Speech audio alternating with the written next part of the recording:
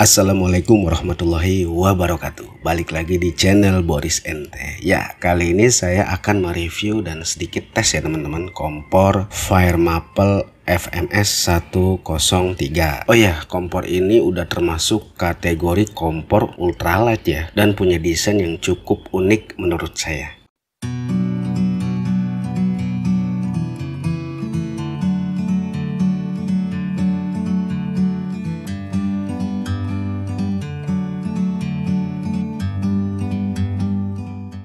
Di dalam kardus dapat hardbox atau kotak plastik warna orange gini ya, dan buku manual yang cukup tebal sih. Untuk spesifikasi, untuk material kompornya itu campuran stainless steel dan aluminium alloy. Untuk bahan bakarnya tentunya menggunakan gas ya teman-teman. Untuk konektor gasnya itu pakai tabung kanister ya. Kalau untuk tabung gas kaleng yang model high cook mesti pakai konektor atau adapter tambahan lagi ya. Untuk tenaga pembakarannya itu 3,2 kW. Untuk konsumsi gasnya tertera di manual booknya itu 230 gram per jam. Nanti kita coba buktikan dengan 3 material nesting ya teman-teman, yaitu stainless steel, aluminium, dan titanium dalam proses pengujian perebusan airnya ya teman-teman. Untuk dimensinya dalam keadaan terlipat itu 7 cm kali 9,6 cm. Dalam keadaan terbentang itu 12,3 cm kali 8 cm.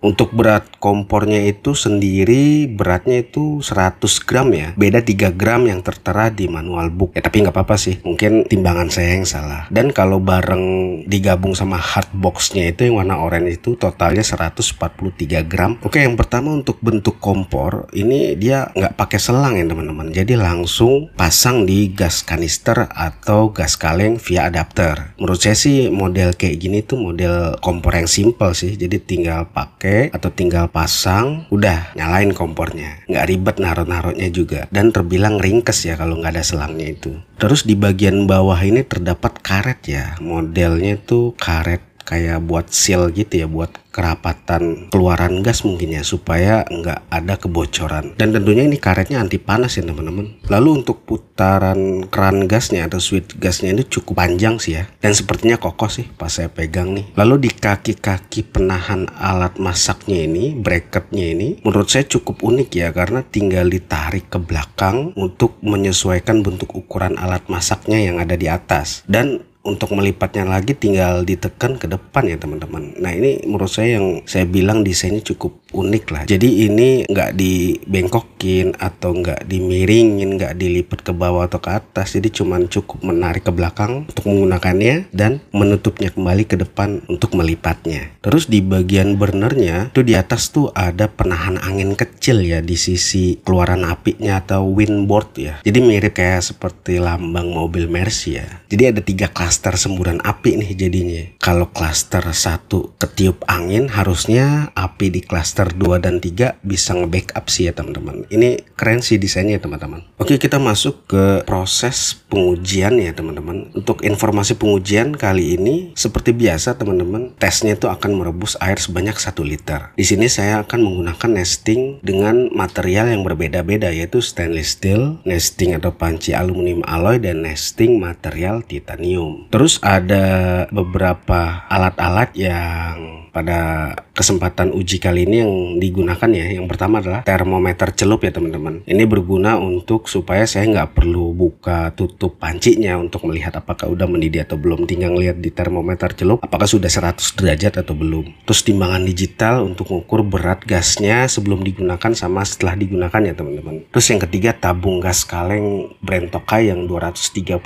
gram asli pabrikan ya teman-teman. Terus yang keempat itu nesting stainless steel dari Zebra. Waktu itu saya beli di Tokopedia ya teman-teman, brandnya Zebra. Nanti semua link alat-alat tes ini saya taruh di bawah deskripsi ya teman-teman. Teman-teman bisa cek aja untuk harga-harganya. Terus yang kelima itu nesting Natur High yang material aluminium, tipenya itu NH18T018-G. Lalu untuk nesting titaniumnya itu masih menggunakan Natur High yang tipe TDG02 ya teman-teman. Lalu nggak lupa stopwatch ya. Di sini saya pakai menggunakan HP ya untuk mencatat berapa waktu mendidihnya. Nah, ini sebagai catatan penting ya teman-teman. Jadi untuk perhitungan ini cuma gambaran umum doang ya. Soalnya banyak banget faktor yang mempengaruhi performance dan keefisiensian kompor itu sendiri. Mulai dari cuaca, angin, dari bahan kompor itu sendiri, dari gasnya itu sendiri. Jadi ini hanya gambaran umum aja. Bisa mendekati nilainya atau mungkin sangat berbeda. Tapi mudah-mudahan ini bisa menjadi gambaran umum hasil uji performance kompor ini ya teman-teman.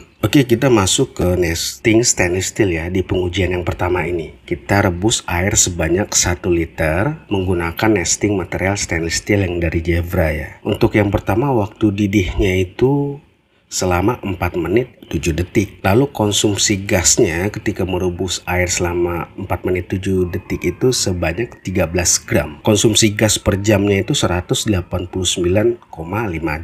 gram ya teman-teman. Di daya kompornya itu 2,6 kW. Jadi nilai efisiensinya ketika dihitung dari berbagai nilai-nilai yang tadi itu didapat 39,9%. Oke, kita masuk ke nesting aluminium alloy ya. Untuk waktu didihnya itu selama 3 menit 50 detik. Konsumsi gasnya itu ketika merebus air sebanyak 11 gram. Konsumsi gas per jamnya itu 172,2 gram. Di daya kompor 2,3 kW. Dan nilai efisiensinya itu didapatkan sebesar 47,2%.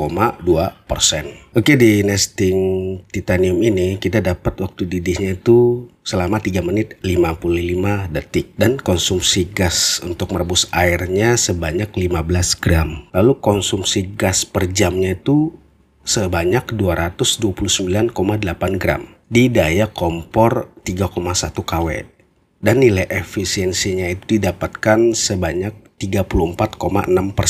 Oke teman-teman, kita lihat ringkasan di grafik perbandingan ya hasil ujinya. Oke, yang pertama itu waktu didih tercepatnya itu di nesting aluminium alloy ya teman-teman, 3 menit 50 detik. Dan yang terlama itu di nesting stainless steel ya, 4 menit 7 detik. Terus yang keduanya itu ya titanium 3 menit 55 detik. Untuk konsumsi gasnya itu yang paling irit itu 11 gram. Itu di nesting aluminium alloy. Kalau di nesting stainless steel itu sebanyak 13 gram. Dan yang paling boros ini di skenario pengujian kali ini itu di nesting titanium ya teman-teman, sebanyak 15 gram. Jadi konsumsi gas per jamnya itu jika dihitung untuk material stainless steel itu 189,5 gram. Lalu untuk aluminium alloy sebanyak 172 gram per jam. Dan material nesting titanium itu sebanyak 229,8 gram. Dan ternyata yang mendekati nilai di manual booknya itu material titanium ya. Soalnya di manual book itu tertera konsumsi gas per jamnya itu 230 gram per jam di daya 3,2 kW. Sedangkan di nesting titanium pada pengujian kali ini nilainya itu konsumsi gas per jamnya 229,8 gram di daya 3,1 kW. Ya beda-beda kecil ya, beda-beda sedikit ya. Tapi ini masuk atau hampir mirip dengan informasi spesifikasi yang ada di manual book ya teman-teman. Untuk harganya waktu itu saya beli 195 ribuan ya.